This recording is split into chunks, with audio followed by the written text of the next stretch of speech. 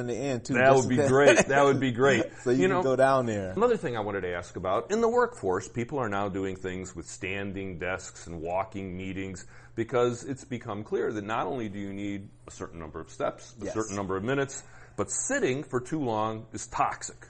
It's best, and people don't learn well. Their minds start to go down the hill. Have you addressed that issue of sort of, because, classrooms are traditionally you stay in your seat, you sit still, you shut up, and do whatever they tell you. Yeah, raise a hand, do this, and follow these certain procedures that become very mechanical for students. Yeah, easier, of course, always for girls than for boys to follow, but exactly. And so what we try to encourage our educators to do is give them brain breaks in between learning. If you've gone for a long period of time, which could be 15, 20, 25, 30 minutes, stand up, take a brain break, do some exercise in the middle of the classroom, do pieces in there. We have what we call the PAX games that is part of learning here in the San Francisco Unified School District. It takes a little bit off the plate of the educator to have them sitting for long periods of time because we know that that's not going to be successful. Just having multiple ways of engaging the students is the most important piece, though. Because without the engagement, the students won't stay there anyway. So it's better to have a few tricks up your sleeve to make sure that you can have your babies listening to you. Sounds like a smart strategy. Yeah, it is. How about obstacles? Certainly, you try to change behaviors. There are always barriers, obstacles. Either people don't want to or they can't, even though they try. And certainly that's true in organizational change as well. Obstacles that you've run across. So my first year at Carver, as I came back, I was a classroom teacher here at George Washington Carver for 14 years. And one of the things that I wanted to make sure that parents wouldn't get caught up in was the cupcake parties, right? So they come on campus, they want to bring cupcakes, they want the families I'll have to tell you, when I worked for the State Department of Health Services, the garbage that people brought in. We were a healthcare bureaucracy at the state. But they would bring them in. Oh, and it's horrid. But go on. I'm sorry. No, I know. I knew that would strike right there. And so that was one of the things that I eliminated. In that process, a lot of the families, my first year here at Carver, and I'm in my third year as the principal, the first thing, they became very upset behind that because they're saying that we're taking away something, they don't get a chance to celebrate. The kickback was that we would do a celebration school-wide in front of everybody for all those kids in the month of January or February. We would give them a party hat, a certificate, and some other things and recognize them without having the parents have to feel that they have to bring cupcakes for certain members in the classroom. And then we made it more understanding that if you link it to learning, right? If you link this to learning, how much learning is actually being lost if I have a classroom with 17 students and each parent comes in and wants to do a cupcake party for their baby? When you take it there and you make the parents understand that aspect of it, they did understand where I was coming from. But in the beginning, it was I got another issue with the cupcake parties because you said 17 students in the class. But the problem is 17 students in the class and 16 sets of parents bring cupcakes. And it's obvious to every kid in the class who the kid was that didn't bring any cupcakes. Right. And you know how kids are. That's not a comfortable place for that kid to be. He already is probably not having a great time at home with his parents, and that just brings it painfully clear to his classmates. We're celebrating at the end of the month because we're also a uniform school, and so giving them free dress and having it just timed all at the end of the month with a celebration makes it a lot easier. Yeah. And I sign off on all the birthday cards anyway. So yeah, and I think there's probably a kid or two who's happier with that setup than they do. If I'm a parent, my kids are grown, but maybe I'm a grandparent, and my kids are going to a public school. And I don't see that they're getting the activity. I don't like the menu at the school.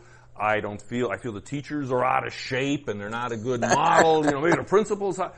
How does a parent get involved in their kids' schools? What are some routes that parents get constructively, where they can get involved? And let's say you have people who are maybe healthcare workers, dietitians, athletes. How can they contribute?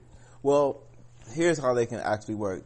Revolution Foods actually has a web page hooked into the San Francisco Unified School District. And on our school web page is schoolmeals@sfusd.edu. You can actually contact them if you're having any kind of issues about what you see and what you maybe even facing. So if I'm not in San Francisco, if I'm listening to this in Louisville or can Chicago, call up. What I should do is find out who the vendor is for the lunches at the school site. And how do they get contacts? How do parents give feedback?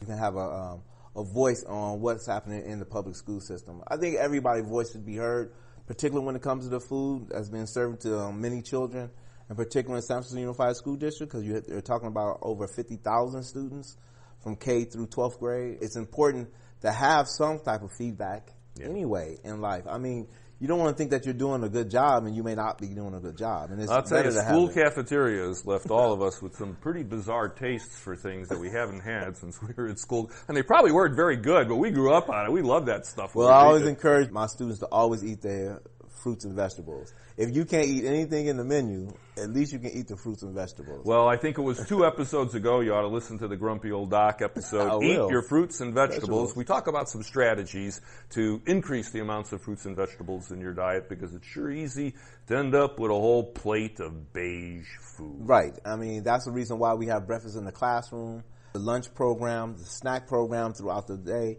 and even in our after-school program, they take part in the supper program here from San Francisco Unified School. So it's important. I just think it's important you just eat healthy anyway, only based on my own personal experiences. The reason why I took the wellness policy so seriously is because 2 years ago I was diagnosed with stage 3 colon cancer.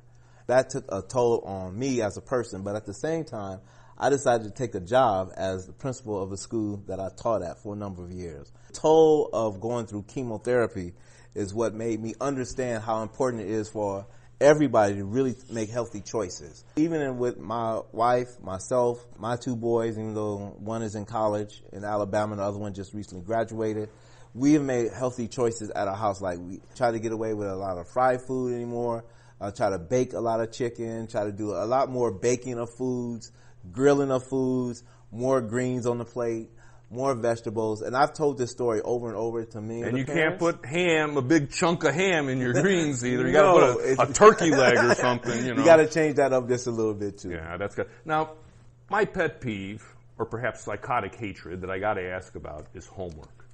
And it seems to me that, first of all, I never enjoyed homework. And it seems to me there's 8 years difference between my oldest and youngest, and homework just kept increasing during that 8-year period until it became a ridiculous burden, even at a relatively young age in elementary school. The reason I bring it up here is because kids have a certain amount of school time, certain amount on the computer, certain amount on the TV, certain amount of homework. And after that, there's no time left to go out in the street, throw a football around, throw a baseball around, dribble a basketball, play catch. And play. Because they're sitting and doing homework all day.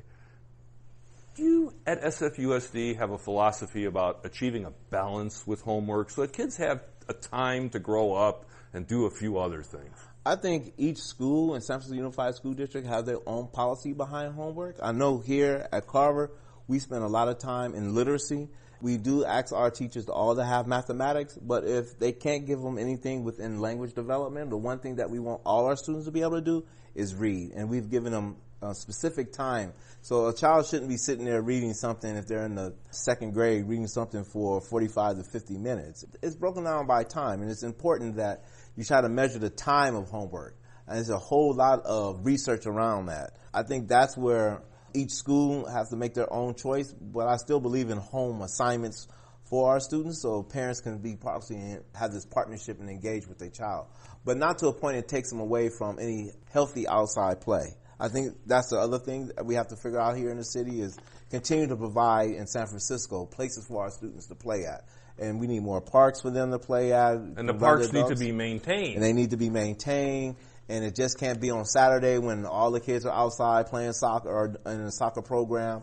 It has to be a time where a parent feel like they want to walk their kid across the street to a park, up the street to a park where they can just have that time, particularly before daylight saving time start. Because you want to be able to have some healthy play with your child. And healthy play doesn't mean sit in front of a PS4, PlayStation 4, or somewhere else. Or building a model of a California mission in the 4th grade. You guys still do that? Yes, we do. And you give an award to the parent that does the best job, right? No. It is on display, but we don't, I think there's a lot of parent hours spent in those missions. I wish they spend a lot of time reading with their babies. That would help with the homework. If we can teach a lot of our children to read, I mean, that helps as well. Developing healthy reading habits for a nation is important. It sounds like you're doing a lot of exciting things. It sounds like there's opportunities for me to come back and talk with you about some other things. You can talk to me about anything you need to, man. What do you want to leave our listeners with? What message do you want to leave them? If you have school-age kids and you don't want them to grow up to be diabetic, high blood pressure, fat, with an early demise, what words of wisdom would you have? I don't know if I have words of wisdom, but I would tell each parent, develop a sense of belonging with their child. Develop this idea of caring with your baby. Develop this idea that he or she loves mommy, daddy, grandma, auntie, uncle. And through that love and relationship that you build with that child, you can probably get a lot from your baby to understand they are making better choices when they make the healthiest choice, right? And you're setting yourself up for something farther down the line. So if I'm teaching you these healthy habits now, like eat your green peas or green beans or do this, or come walk around the corner with me or walk a block with me, you give them a chance. But through your relationship, through your healthy relationship with your children, that's what I would give them. Man, love your baby to death. Yeah, and there's no such thing as quality time, in my opinion. It's all about quantity. Sometimes quality time is holding your kid's hair out of the toilet at 2 o'clock in the morning when they're throwing up. You know, you got babies too, man. They just all grown. Well, it's been great talking with you. Thank you for letting me visit, even in your busy pre-school year week that you've got going. You're welcome. Always. Maybe the next healthy lifestyle event at your school, you can invite the grumpy old doc. I will invite the grumpy old doctor anytime he wants to come through the school. Thank you so much, Mr. Stewart. Until next time, stay healthy, my friends.